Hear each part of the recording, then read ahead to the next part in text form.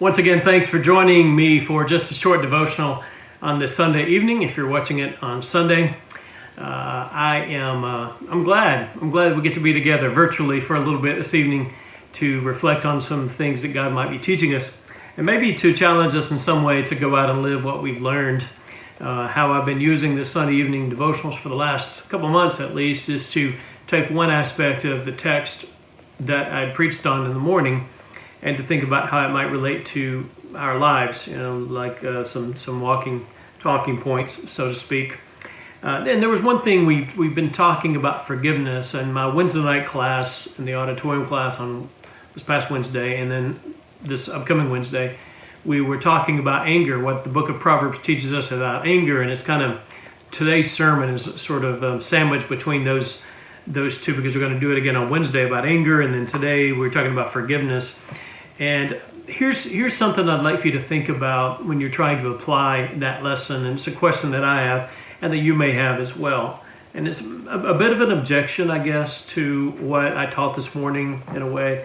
It's in my own mind, or maybe some tension, I don't know how you want to describe it, but something to do with forgiveness. It goes something like this, and you may have thought that if you were at worship this morning, you heard my sermon, you may have thought something like this. Okay, I agree that we ought to forgive, we ought to be willing to forgive, but, so, always exceptions, right? Or are there exceptions? But what about a pattern of behavior that needs to be addressed? What about restitution? What about someone's not really repenting? You got some different things. Obviously, Jesus is teaching us to be just, I used the word scandalous this morning. He's teaching us something that's hard to do. So if forgiving someone is easy, we may not be doing it right, So it's really going the extra mile. It's forgiving people who don't deserve it because we don't deserve it, right? God forgave us when we didn't deserve it. So I can't make forgiveness contingent on someone acting the way he or she should. So can't do that. Wouldn't be consistent with what God has done toward us. So, but here's the thing to think about, and here's a way you might be reflecting on it this week, is a couple things. One, you don't have to feel it in order to do it. That's kind of a mistake and kind of an emotional way of approaching this. It's like I might think, man, I would forgive him, I'm ready to forgive, but I just don't feel it. And I feel like it would be hypocritical for me to forgive someone and I'm not really feel it. And that's really the wrong way of looking at it. Feelings will often follow doing the right thing. And so it can be an intellectual thing, kind of a cognitive thing, a volitional thing, making a decision, I'm going to forgive, I extend forgiveness. And then many times the feelings will follow. Maybe not immediately. It may take a while because there's real hurt there. And it doesn't just it's not this magic pill you just take and make this one decision and everything's okay. It's not the way it works. But this is the Jesus way. It's the way to follow him. It's a difficult way at times, but it's the right way. It's the healthy way. And in the long term, it's the way that creates this relationship with God that's characterized by peace and healing. And so, I think you should know, if you don't already, that you may be angry, you may be mad, and you may be hurt. And you're thinking, the only thing that's going to make me feel better about this is for this person to suffer, to get vengeance, for this person to hurt the way that I've been hurt. And that's not the Jesus way of looking at it. It's a natural way. It's an easy way, and it's a feel-good kind of way of doing this because, man, it does feel good, doesn't it? That's why vengeance movies are so popular, because you see somebody's wronged at the beginning. There have been a lot of movies like this lately. I think somebody's wronged or his family's wronged at the beginning, and the rest of the movie, he's just getting the bad guys. It feels good. It makes us watchers of the movie. It's like, man, yeah. That's the way it's supposed to work. But we're following Christ, right? And following Christ means doing things the hard way sometimes, but it is the healthy way in the long term. So when we're thinking about forgiving people who don't deserve it, number one, we need to remember we don't deserve it either, and yet God gives it to us. And then we also need to remember that it's not based on feelings. It's not based on feelings. But in the long run, we do want to remember that this is the healthy way to go, and that God often will reward us when we do the right thing. He'll reward us with a kind of peace that passes understanding, And so that's one thing I wanted to mention. Another thing is this about this sort of difficult situation, and it is, there are situations when people need to experience the consequences of their actions, obviously. And there are people who hurt us, who do things they shouldn't do. And forgiveness doesn't mean that you're going to create a situation where this person who's shown a pattern of behavior perhaps can hurt and hurt and hurt and hurt again, you or someone else. And so, but here's the thing to think about that, because I think that sometimes has a cop-out for us. Like, I want to forgive, but this person needs to pay. You know, like we're involved in doing the vengeance work, where I think there's something where God says vengeance belongs to Him, you know, right? That's not our business, that's not our job. But having said that, there are situations in which someone needs to experience the consequences of her actions or his actions. There are times where we need to have a very hard conversation. We need to say things to someone that they need to hear. It's not like we just take their sin and we just like, oh yeah, I forgive you, don't worry about it. That's not like that. But here's the thing.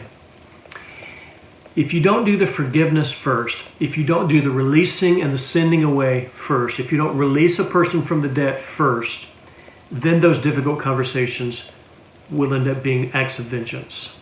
Because you haven't done this inner work yet, this transformative work in your heart, then whatever conversation you have, it's going to be based on you needing to see a person hurt. You need to see this person suffer. So you got to do the forgiveness first so that you can try to do the restorative work, so that you can do the helpful and healthy work, right? You see what I'm saying? Because if you don't do the forgiving first, then it's probably a selfish thing that you're doing, that I might be doing, because, yeah, I'll forgive you if you act right. Well, then sometimes that's a very selfish thing for us. Like, I want to make sure you do this or you do that, and that I see you hurt a little bit. That'll make me feel better, and then maybe I'll extend forgiveness to you. Notice the story we studied. You know, the story that Jesus told. The master forgave him, released him from the debt, sent him away. And then later, he figured out this guy's heart is bad. You know, it's wrong. And it wasn't through mismanagement that he lost $500 billion. It was through wickedness, corruption. And so they had the difficult conversation after that. But he had already forgiven him. So when you forgive someone, when you're out of the picture, you know, you've released it. You're not trying to get vengeance. You're not angry. You're not bitter. Once you've done that, then you can do the healthy work of trying to bring a person back to where he or she needs to be. See what I'm saying here? I think that's one of the lessons here. And one way that we address this tension in forgiving people who don't seem to be changing, you know? And we can't fix people. That's not our job. We're not trying to fix people by forgiving them. We're doing what Jesus told us to do, even when it's hard. And sometimes that'll open up doors for us to have conversations with people that they need to have. Conversations about restitution, conversations about repentance, and about changing and about submitting to God's will. But again, this is a very important point. Just something that I don't want you to remember. You can't do that. You can't do that work until you forgive. You got to get yourself out of the picture. And the only way to do that is to forgive. Get your heart clean and cleansed, and get yourself out of this, because otherwise it's just going to be about wanting somebody to hurt. You know, it's just human nature. We want it, the selfishness within us. We want people to suffer as we've suffered. That's not what this text teaches us, though. This guy paid the debt. He absorbed that 10,000 talents. And so maybe that'll give you some things to think about this week. Just pray about it and ask God. Yeah, this is a supernatural thing we're talking about. This is a work that God does in hearts, and it's not something we can do on our own will. We're not in this fallen world. We're not wired that way. We want things that are wrong, but God can help us to do what He's encouraged us to do. He won't tell us to do something that He won't give us the power to do it when we submit to Him. Thanks for joining us. We're going to play some songs, and I hope you'll sing along, and that maybe it'll be an encouragement to you and empower you to live the life of forgiveness this week as we go about interacting with people who are sometimes difficult. You know, let's pray together, and then we'll have those songs. Lord, thank you so much for a beautiful, beautiful day. Thank you for letting us worship, sing, pray, study, give, commune. You are so good, Lord. You're so awesome. And we thank you. Thank you for forgiving us when we were unforgivable, for being patient with us when we didn't deserve it. And we just pray we'll fully realize what that means. And it'll change us, we know. It'll help us to be forgiving people. That we'll forgive the denarii as you forgive the talents that we owe you. We love you. Help us to forgive, Lord, and not seek vengeance. And for difficult conversations to be had after we've done the forgiving work, so that perhaps those conversations can be restorative and not vengeful. We thank you, Lord, to bless us this week. We ask your guidance in Jesus' name. Amen. I'm in the way, the bright and shining way. I'm in the glory land way. Telling the world that Jesus saves today. Yes, I'm in the glory land way. I'm in the glory land way. I'm in the glory land way. Heaven is nearer and the way groweth clearer, for I'm in the glory land. Call today. Come on and get in the glory land way. Wanderers come home, all hasten to obey, for I'm in the glory land way. I'm in the glory land way. I'm in the glory land way. Heaven is nearer and the way groweth clearer, for I'm in the glory land way. Onward I go, rejoicing in his love. Know that I'm in the glory land way. Soon I shall see him in that home above. Oh, I'm in the glory land way. I'm in the glory land way. I'm in the glory land way. Heaven is nearer and the way groweth clearer, for I'm in the glory land.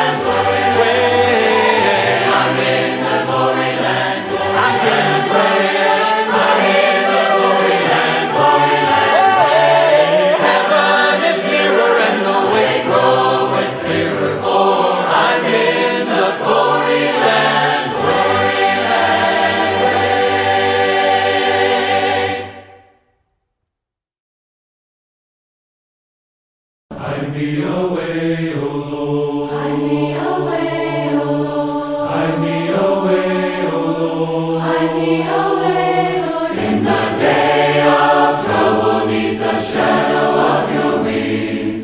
Hide me away, O Lord. Hide me away, O Lord. Give me your peace, O Lord. Give me your peace, O Lord. Give me your peace, O Lord. Give me your peace, Lord, in the day of trouble, 'neath the shadow of your wings.